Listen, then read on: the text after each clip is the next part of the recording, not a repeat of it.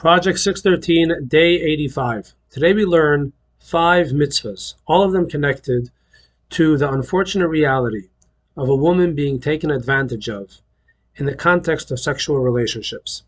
Number 1, the law of the seducer.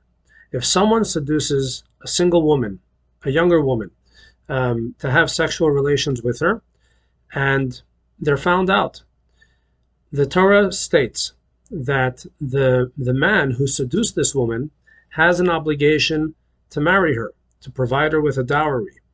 Let's say she does not want to marry him. He is obligated to provide her with that amount of money, whether or not he marries her or not.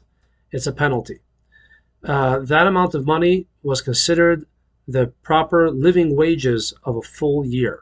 So this was a very clear deterrent for people getting involved in these types of relationships outside of the context of marriage. The next one is the law of the rapist. If someone raped a single woman, a young woman, he was penalized in the fact that he had to pay. But here's the other thing. He was obligated to marry this woman.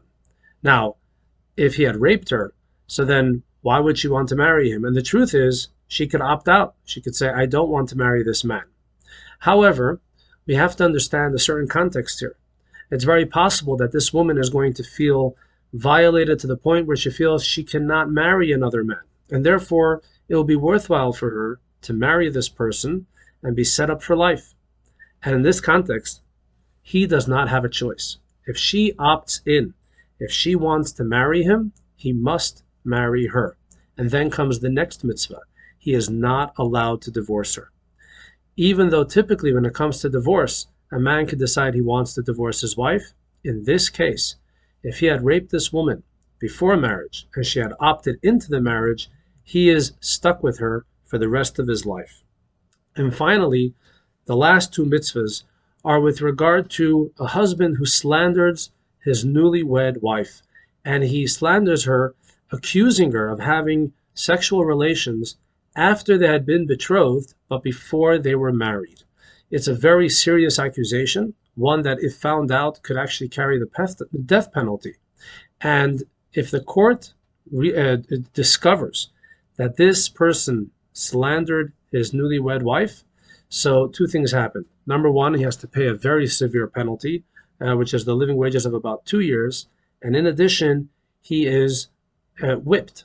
And he is embarrassed publicly for doing such a terrible thing of slandering a woman.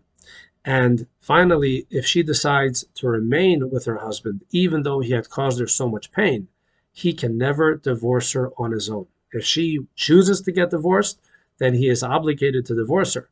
But if she does not choose to and she wants to remain in that marriage, he is not allowed to divorce her. And the idea here is that a woman cannot be disgraced, cannot be taken advantage of.